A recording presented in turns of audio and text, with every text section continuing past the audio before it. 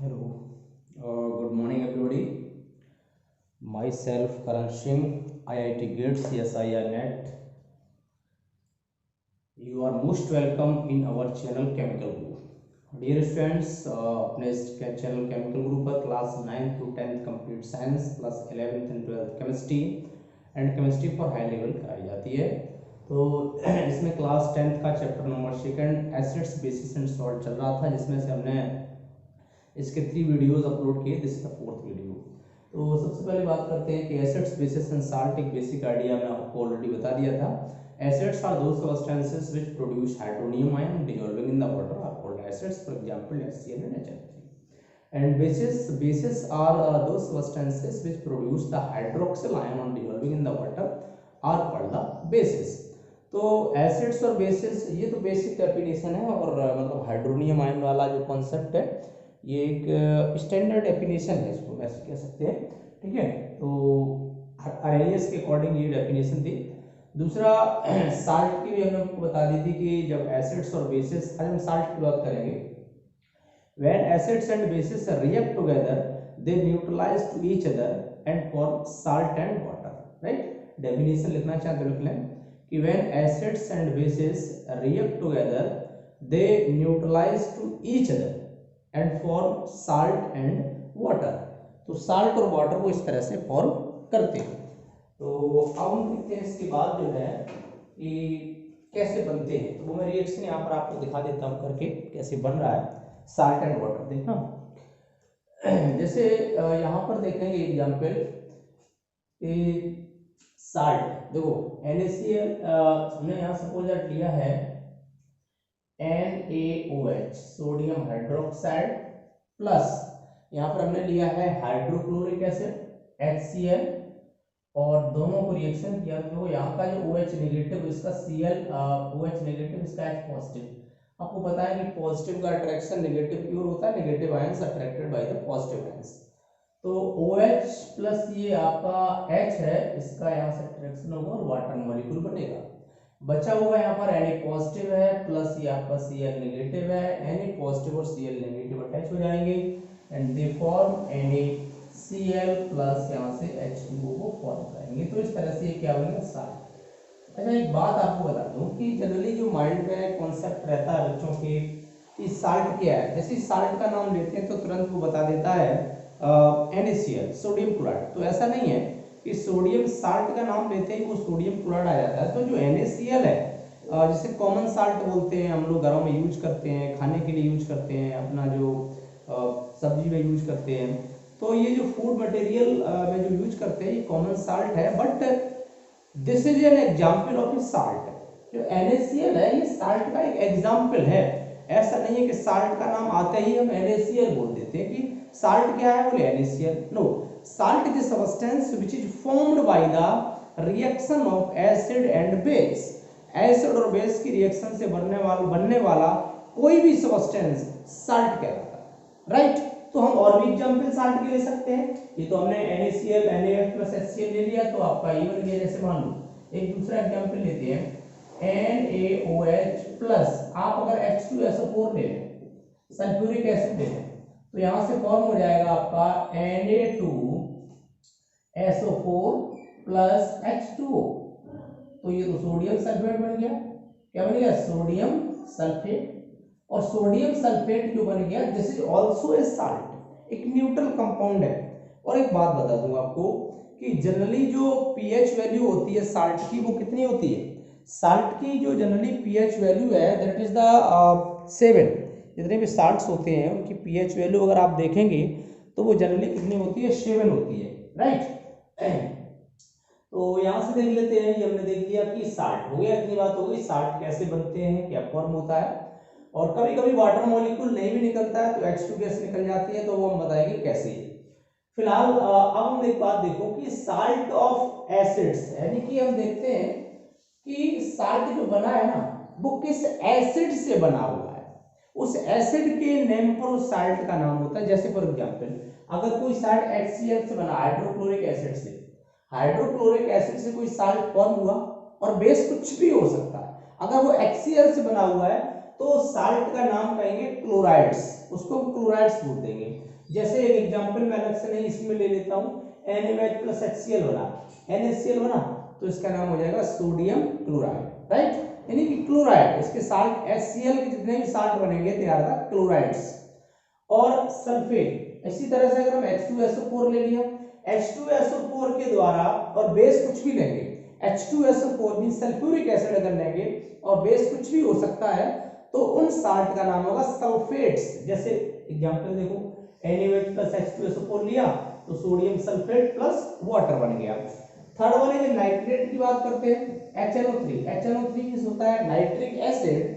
अगर हम nitric acid लेते हैं और बेस कोई भी ले लेंगे तो जो साल्ट बनेगा that is called the nitrate. जैसे फॉर एग्जांपल लेते हैं, सपोज दैट हमने यहां से ले लिया NaOH sodium hydroxide plus nitric acid HNO3, इसका फॉर्मूला होता है, यहां से ये फॉर्म हो रहा है NaNO3 सोडियम नाइट्रेट प्लस यहां से निकलेगा वाटर मॉलिक्यूल, तो क्या बन गया ये, this is sodium nitrate. It means क्या समझे कि अगर हमारा नाइट्रिक एसिड के द्वारा कोई साल्ट बनता है दैट इज कॉल्ड नाइट्रेट्स, ठीक है।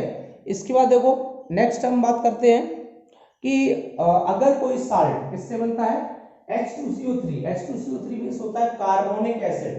H2CO3 को लिखना चाहो तो इसको बोलते हैं कार्बोनिक एसिड। कार्बोनिक एसिड से अगर कोई साल्ट बनता है that is called the carbonates. एक बना के दिखाते हैं, सपोज दैट हमने ले लिया NaOH सोडियम हाइड्रोक्साइड। ये आप जल्दी करने के लिए आप कोई सा भी बेस ले सकते हैं, जरूरी नहीं कि यही लेंगे, आप सोडियम हाइड्रोक्साइड ले लो, पोटेशियम हाइड्रोक्साइड ले लो, अमोनियम हाइड्रोक्साइड ले लो, ये एवरीबॉडी आप कुछ भी ले सकते हैं, एनीथिंग। तो NaOH की रिएक्शन अगर मैं कराता हूं H2CO3 के साथ, यानी कि सोडियम हाइड्रोजन कार्बोनेट या कार्बोनिक एसिड के साथ, तो यहां से देखो क्या बनेगा, यहां से फॉर्म होगा हमारा Na2CO3 सोडियम कार्बोनेट प्लस यहां से निकल जाएगा वाटर। बैलेंस रिएक्शन नहीं है तो बैलेंस कर दीजिए और वाटर के 2 मॉलिक्यूल्स निकाल दीजिए, दैट द बैलेंस रिएक्शन। तो this is sodium carbonate. It means a salt which is formed by the H2CO3 means जो कार्बोनिक एसिड से साल्ट बनते हैं they are called the carbonates, right। अब हम बात करते हैं, क्वेश्चन हमने लिया है, ठीक है, अच्छा क्वेश्चन है, identify the acids and basis. आपको करना है क्या है, एसिड्स और बेसिस को आइडेंटिफाई करना है। Identify acids and bases from which these salts are obtained. ये दो हमने साल्ट दिए, बोल रहा है कि ये साल्ट किस एसिड से बने हैं, उन एसिड का नेम बताइए, ठीक है, एसिड्स और बेसिस उनका नेम बताना है। तो पहले पोटेशियम सल्फेट मींस होता है K2SO4, आपको देखना ही है K2SO4 किससे बना हुआ है। Sodium nitrate that is NaNO3 होता है इसका फार्मूला। सोडियम नाइट्रेट किससे बना हुआ है, तो देखो सोडियम नाइट्रेट का तो हम ऑलरेडी देख चुके हैं, किससे, आप देखेंगे सोडियम हाइड्रोक्साइड। सोडियम नाइट्रेट जो बना हुआ है NaOH प्लस किससे बना हुआ है, HNO3, इससे बना हुआ है। सोडियम नाइट्रेट का जो फॉर्मेशन हुआ sodium hydroxide plus nitric acid से।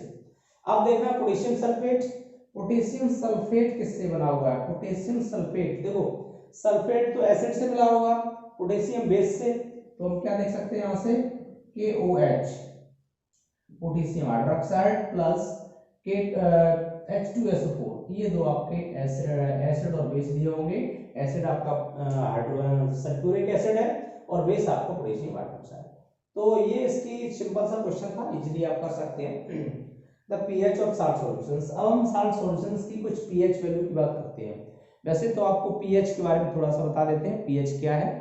पीएच एक साइंटिस्ट थे विलियम सोरेनसन, 1909 में उन्होंने एक कॉन्सेप्ट दिया था, उन्होंने एक नंबर दिया था 0 to 14, मतलब यहाँ से लेकर के इस तरह से, ये अगर हम इसको 0 मान लें तो 1 2 3 4 5 6 और ये 7 और 8 9 10 11 12 13 14, 8 9 10 11 12 13 और ये 14, ये हमारा 7 5 4 3 2 1, 0 से लेके 14 तक का उन्होंने एक स्केल बनाई थी जिसे पीएच स्केल बोलते हैं और ये नंबर्स को पीएच वैल्यू बोलते हैं।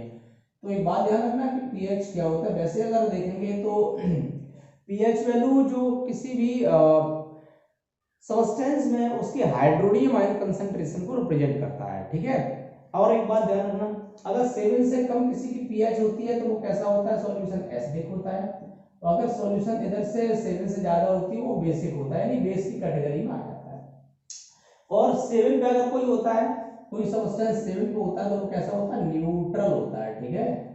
तो इस तरह से जैसे कि वाटर न्यूट्रल होता है जिसकी पीएच वैल्यू 7 होती है। तो ये तो पीएच था, पीएच का एक फॉर्मूला भी होता है, चाहो तो याद कर सकते हो, पीएच इक्वल टू होता है negative logarithm of the hydronium ion concentration, ये फॉर्मूला होता है, ठीक है। कभी न्यूमेरिकल्स में अगर यूज हो तो आप कर सकते हैं। अब हम बात करते हैं पीएच हो गया, पीएच ऑफ साल्ट सॉल्यूशंस। तो पीएच जनरली साल्ट सॉल्यूशन की अगर बात करें तो साल्ट सॉल्यूशन की जो पीएच है वो कितनी होती है, 7 होती है, ओके।